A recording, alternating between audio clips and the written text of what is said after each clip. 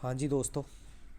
तो जैसा कि संस्कृत शिक्षा विभाग में वरिष्ठ अध्यापक की भर्ती आ चुकी है और गणित विषय के 68 पदों पर ये भर्ती आई है।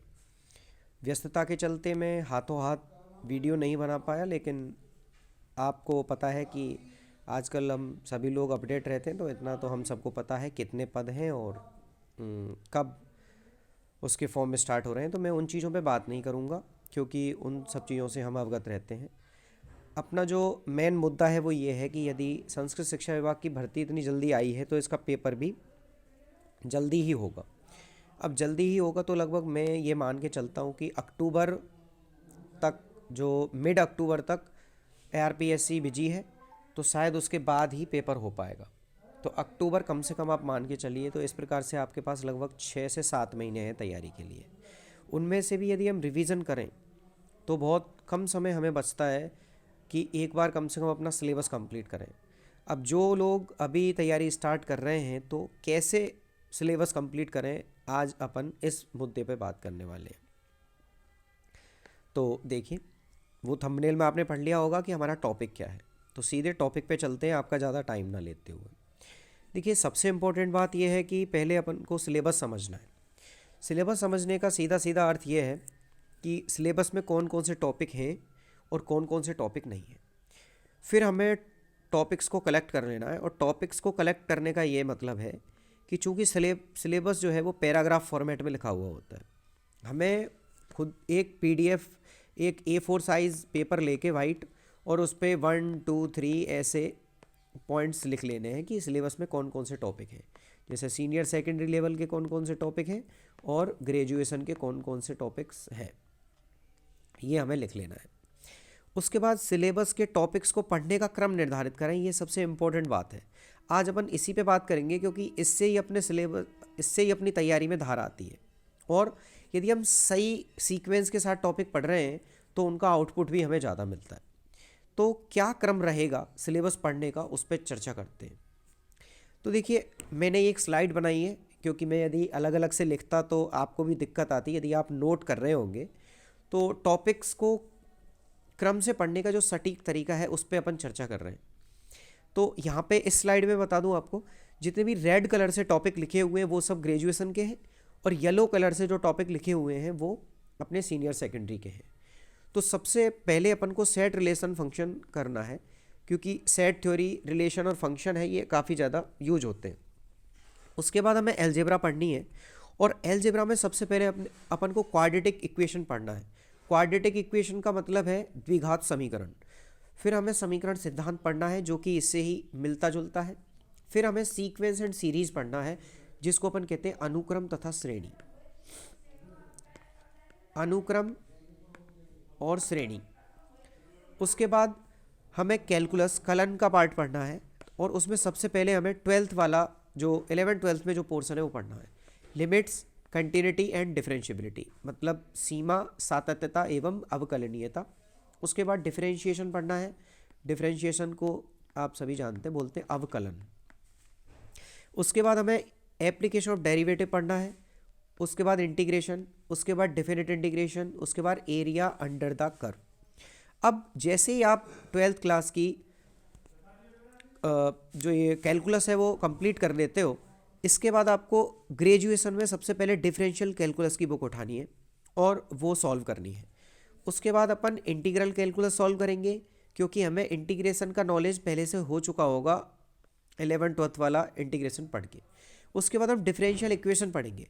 अब देखिए, डिफरेंशियल इक्वेशन जो है वो सीनियर सेकेंडरी में भी है और यहाँ पे ग्रेजुएशन में भी है।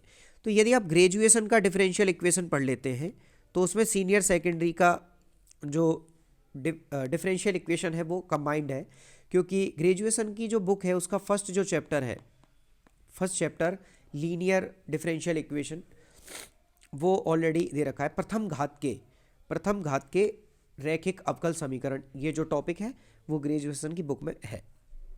जब आप ये कंप्लीट कर लें उसके बाद आप वेक्टर की तरफ जाएंगे और वेक्टर को काफ़ी सॉलिड बना लेंगे। और जैसे ही आप वेक्टर पढ़ लें, चूँकि कैलकुलस का नॉलेज अब आपको पहले से हो चुका है, तो फिर आप वेक्टर कैलकुलस की तरफ जाएंगे। तो ये एक ऐसा सीक्वेंस है, साइंटिफिक सीक्वेंस है इसके तरीके से यदि आप चलते हो तो आपको अच्छे रिजल्ट्स मिलते हैं। फिर उसके बाद 2D ज्योमेट्री, 3D ज्योमेट्री, ये 12th वाला है।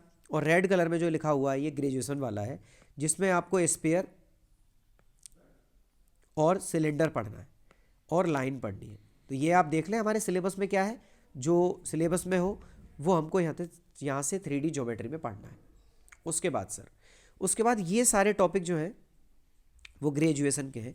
अच्छा, इसमें प्रायिकता, सांख्यिकी, ये टॉपिक यहाँ रेड कलर से हाईलाइट हो गए, ये थोड़ी सी गलती है। और क्रमचय और संचय, ये सीनियर सेकेंडरी का पोर्शन है, ये सीनियर सेकेंडरी का पोर्शन है।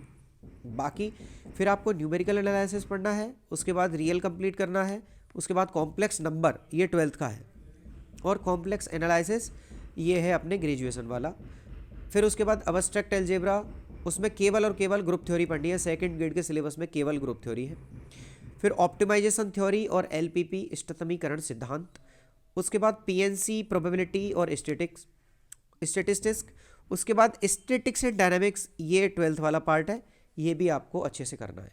तो ये एक क्रम है जिसके बारे में अपन बात कर रहे थे। तो हो सके तो आप ये जो स्लाइड पे जितने भी टॉपिक्स बताए हैं मैंने, ये क्रम से नोट कर लें और इसी क्रम से कोशिश करें कि अपन ये कर पाएंगे।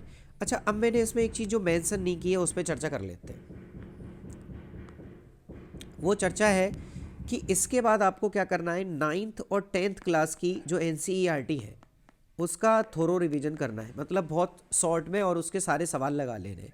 अप्रोक्स आप 15 डेज़ का एक टारगेट रखिए जिसमें आप इसको कंप्लीट कर पाएँ 9th-10th का पूरा सिलेबस।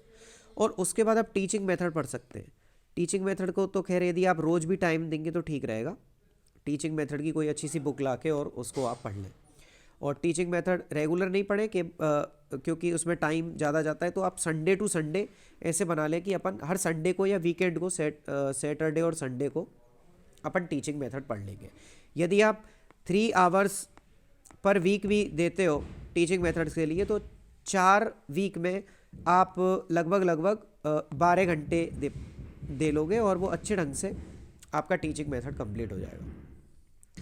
ये एक क्रम था जो पढ़ने का तरीका था। और इसी हिसाब से आप जो संस्कृत शिक्षा विभाग वाली जो भर्ती आई है इसके लिए भी बड़ी शिद्दत से तैयारी करें, क्योंकि यदि आप इस पेपर में अच्छा करोगे तो आपको एक बूस्ट मिलेगा, चाहे आपका सिलेक्शन हो नहीं हो। ये पेपर आपके अंदर यू स्ट्रेस बनाए रखेगा, जिससे कि आपकी तैयारी बहुत अच्छे लेवल तक हो जाएगी। तो अभी इस वीडियो में अपन इतनी ही बात करेंगे। और भी यदि आपके कोई डाउट हो भर्ती को लेके, तैयारी को लेके, रिवीजन को लेके, नोट्स को लेके, तो आप जो कमेंट बॉक्स है अपना उसमें आप डाल दें। जैसे ही अपन को कमेंट्स पढ़ने का टाइम मिलेगा तो कमेंट्स पढ़ के और उस टॉपिक पे वीडियो बनाने का ट्राई करेंगे। अच्छा, कृपया गणित पढ़ाने को लेके अपना काम नहीं है, क्योंकि गणित पढ़ाना एक बहुत वास्ट सिलेबस हो जाता है, तो वो संभव नहीं है। जो अच्छी अच्छी कोचिंग्स हैं, अच्छे अच्छे टीचर्स हैं, गाइड हैं जो बहुत दिन से पढ़ा रहे हैं, उनसे आप अच्छे से पढ़ें। जो स्ट्रेटजी रिलेटेड जितने भी इश्यू हैं उन पे अपन चर्चा करते रहेंगे। आज के लिए इतना ही। जय हिंद, जय भारत।